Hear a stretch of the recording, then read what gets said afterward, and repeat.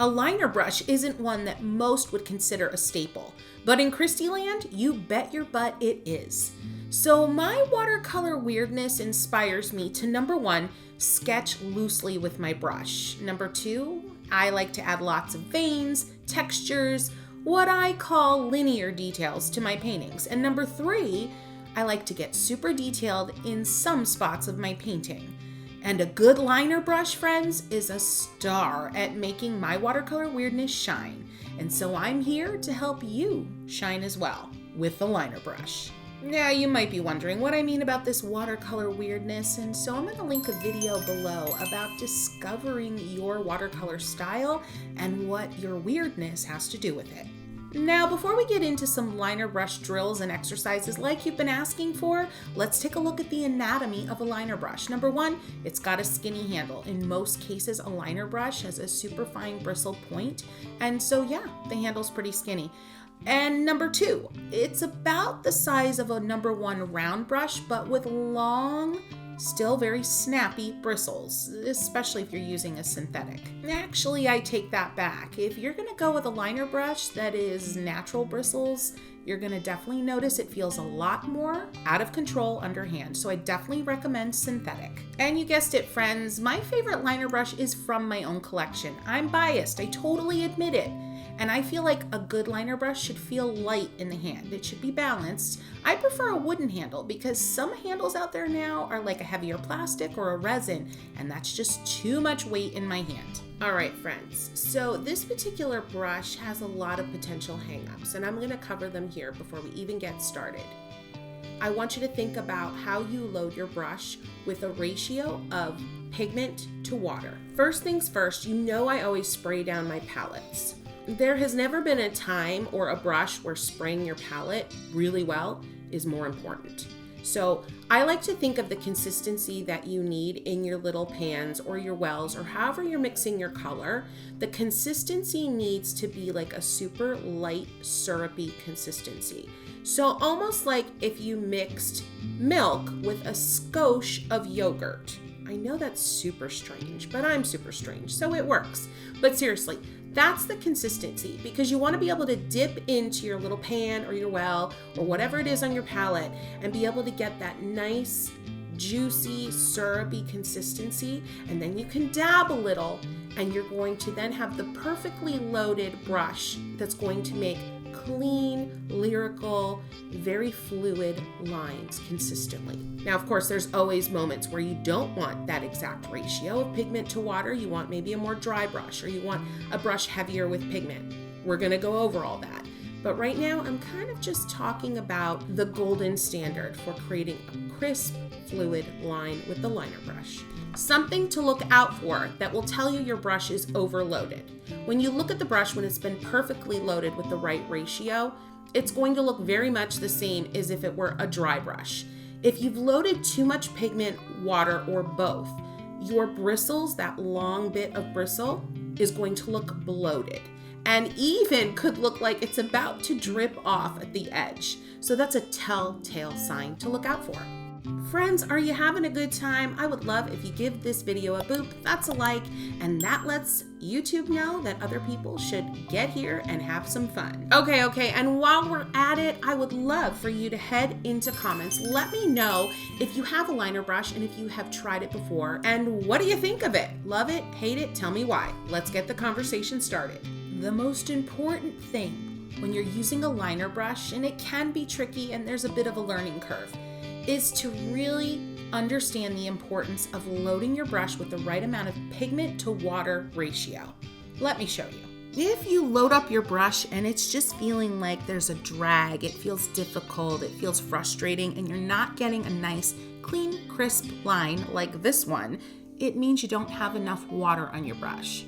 If you load up your brush and immediately lay down a line that feels super thick and blobby and heavy, it means you have too much water or pigment on your brush. So first thing to try is just to go ahead and lightly dab that brush a few times on a paper towel and give it a go again and see how it feels. Now notice how the point on my liner brush right now is nice and crisp and skinny.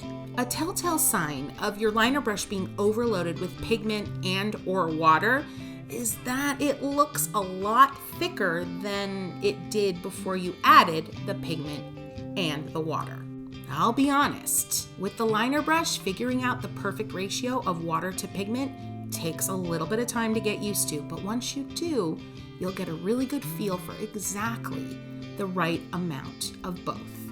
If I had to quantify it, and remember, I'm not a numbers gal, but if you're looking for that perfect, clean, non-textury, graceful line from your liner brush, you're looking at about 40% pigment, 60% water.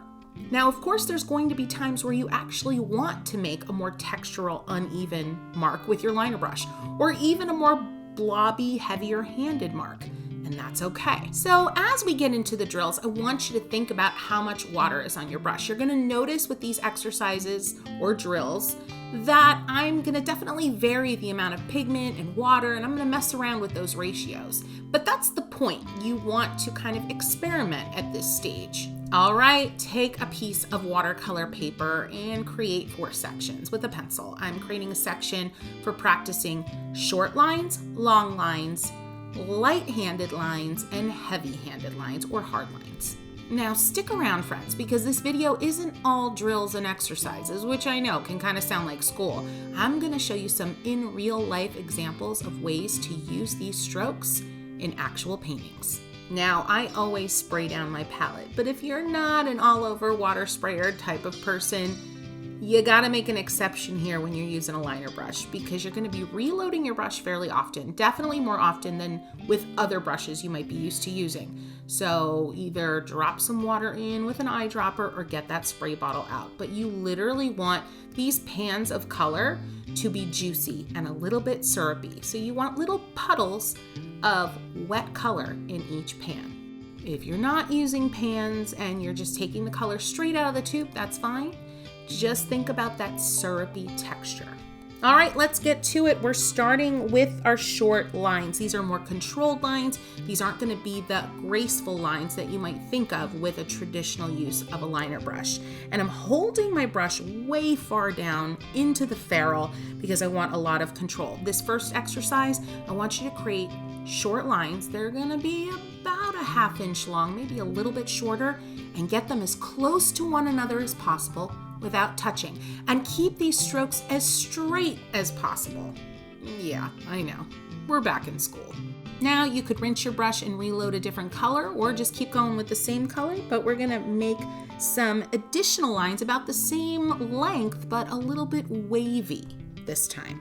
And next, I want you to make super short little strokes. They're gonna be about 1/8 of an inch long, but the same idea applies. Get them as close together as possible, but without touching. The key to these drills is repetition. Repetition is going to create muscle memory for you. So it's basically the idea that your brain and your hand are playing nicey together. Next up, friends, you're gonna make little S marks next to one another. The beginning of your S mark is going to be a nice thin line, so not a lot of pressure. And as you continue that S, I want you to finish with more pressure, so you've got a thicker line at the end. Now, all of the drills up to this point, you'll notice I am holding my brush down pretty far on the ferrule.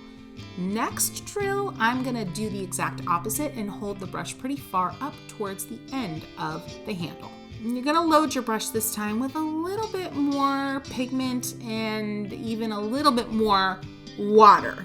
You want that brush to be soaked a bit more than it has been up until this point. And then you are going to be almost parallel with your paper and then press and lift. You're going to get about a 3/4 inch mark each time. And I want you to press and lift over and over and over again without reloading your brush, because I want you to see what happens. Good stuff coming. Now let's go back to that 60-40% ratio, 40% pigment, 60% water approximately. And we're gonna make tiny little C's over and over again. And the bottom of those C's are going to line up along that bottom edge. You can see this is a great technique for creating volume, maybe a branch or a stem of a flower or the top of a wave in a seascape. Next, don't reload your brush, just continue on with short little marks, but I want you to create these marks with more of a press and lift and quickly boom, boom, boom, boom, boom, over and over again instead of dragging the brush to make the marks. Next up, we're gonna do the same exact thing, but we're gonna hold that brush horizontal instead of vertical. And notice I'm holding the brush a little bit further out on the handle, about halfway up. And on a few of these strokes, I want you to lift up lightly and see what happens. The liner brush has so much more to offer than just graceful lines. Think about that lifting up stroke and what happened. Think about trees, think about shrubbery, think about red rock. Oh yeah. Next up, rinse your brush, change the color, or don't if you don't feel like it, but we're gonna do those C's again, but instead this time, we're not gonna connect them on that bottom edge. Keep them separate. Keep going here, friends. Don't reload your brush. Use what's on there, and I want you to create little squiggles over and over again next to each other with them barely touching. Next up, you're holding your brush further down on the ferrule again, and you're gonna create a series of shorter strokes emanating from one central, let's call it a branch, because honestly, these are going to translate perfectly into little branches or ways to connect different natural elements in your painting. Create a series of these over and over again just to get familiar with how the angle of your hand has to change to keep the variety interesting. All right, let's take things a little bit bigger and let's sketch with this brush now and put together a bunch of the different lines that we created in this exercise. So you're gonna sketch out a teardrop shaped leaf, and you can kind of edit the silhouette of that teardrop a little bit with a few little bumps and waves and wiggles. And then you're gonna go right in the center and make some short marks that come out from either side of a central long thinner line. And this is all being done with that one liner brush. By now you should feel a little bit more equipped to create something more real, if you will. Go ahead and create 2 more leaves of similar size. Now friends, this is a you do you boo moment. Try to say that 3 times fast, because I couldn't. I want you to take a little bit of creative ownership here and use what you've learned in the last few minutes and have at it. Next up, we're gonna create some long lines, and we're gonna honestly repeat a lot of the same type of lines, but they're gonna be longer, and you're gonna get a sense of more of that graceful kind of look that this brush can offer your paintings. So go ahead and load up that 60-40 ratio for that nice clean line, and just draw that brush in a downstroke again and again and again. Try not to let those lines touch. Try to make them as straight as possible. Or if you want to make wiggly lines, just try to be as consistent as possible. And this consistency repeated over and over again, that's the point of consistency, to repeat something over and over again. But anywho, the point of this consistency and this repetitive nature of these strokes in an exercise is to just get your hand and your mind comfortable with these strokes. It's kind of like stretching or building up your endurance when you are exercising. It's the same kind of idea. Feel free to rinse your brush, change colors at this point, or don't. And now create long, graceful lines that have a little bit of a wiggle to them. At this point, friends, I just want to remind you to keep an eye on the feel of your brush. If it's dragging a lot and you feel like you're struggling to create that really nice, crisp, even-toned line, it usually means that you don't have enough water on your brush. I've cleaned my brush again, and I'm making some curved marks, and I'm purposely letting the paint run out so I can really see the beauty of the mark that happens when my brush is pretty dry. Next up, we're gonna create those serpentine lines where they're thin and light at the beginning of the mark and they end super heavy and thick. I love this particular exercise because you're creating a variety of line weight in one stroke. So much to teach you in this one.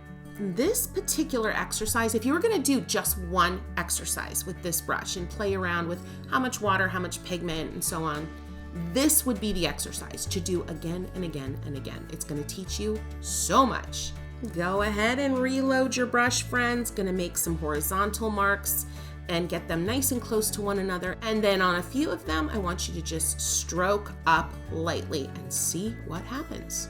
Next up, let's make some V's over and over again. Let some of them get closer to one another and some of them get further apart.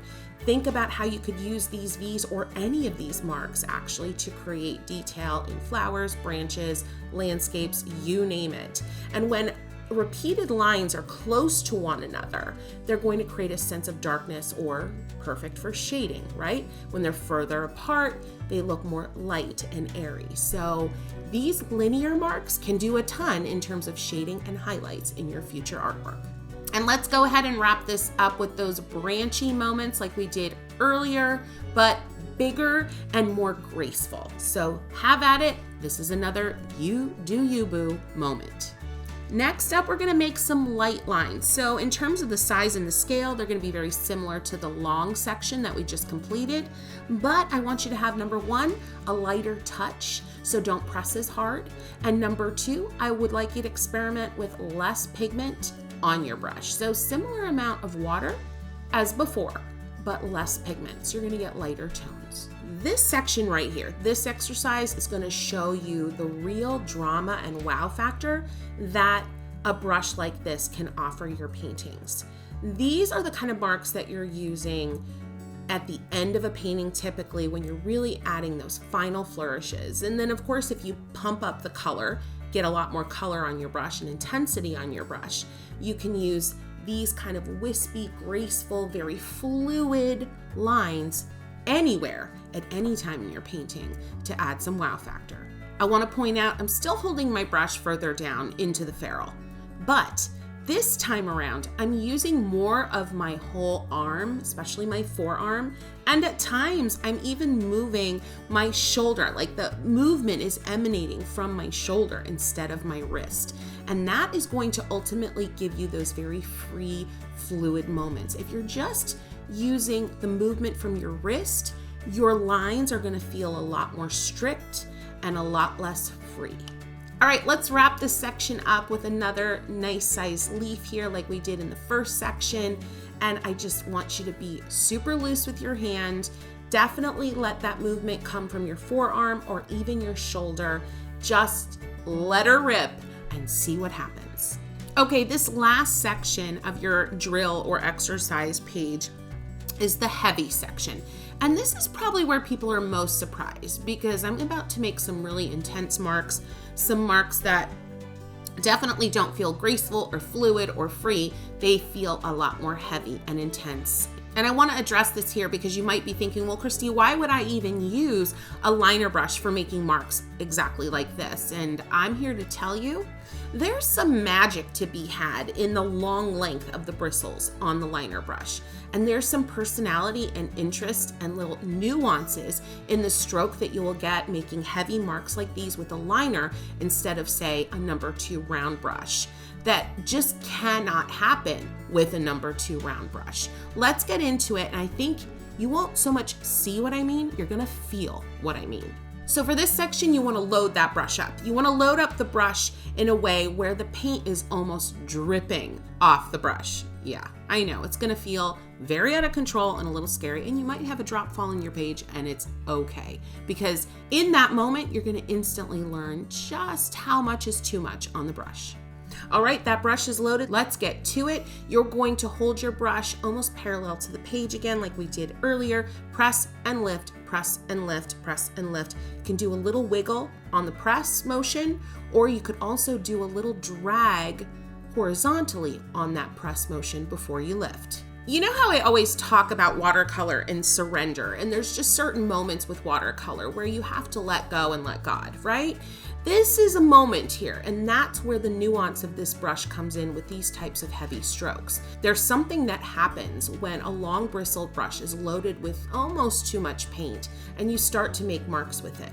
There's some insanely gorgeous moments that would be very hard to recreate in a way that looks fluid and free and purposeful with any other type of brush. And I think by this point, you're probably feeling that.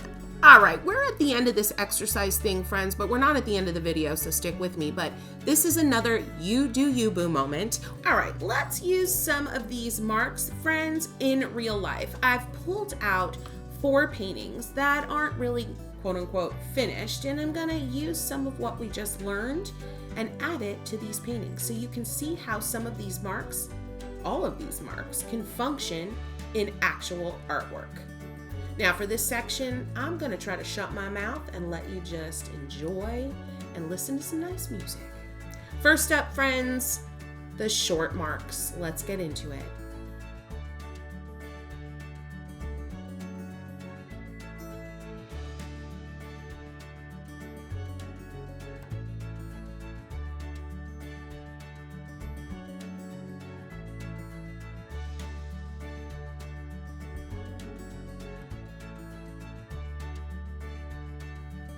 All right, friends, let's get some long marks going in this painting.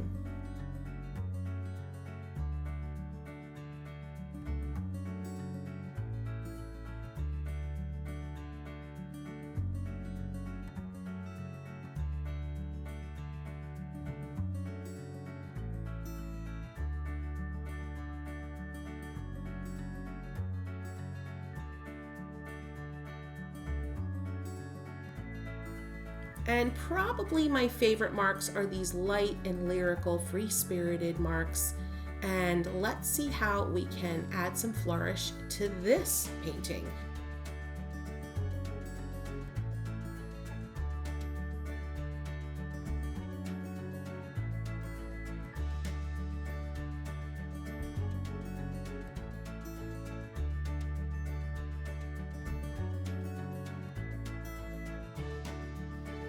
And last but not least, friends, let's see how these strange creature marks, these hard lines from our final section that felt a little weird and uncomfortable, actually play out in a real life painting.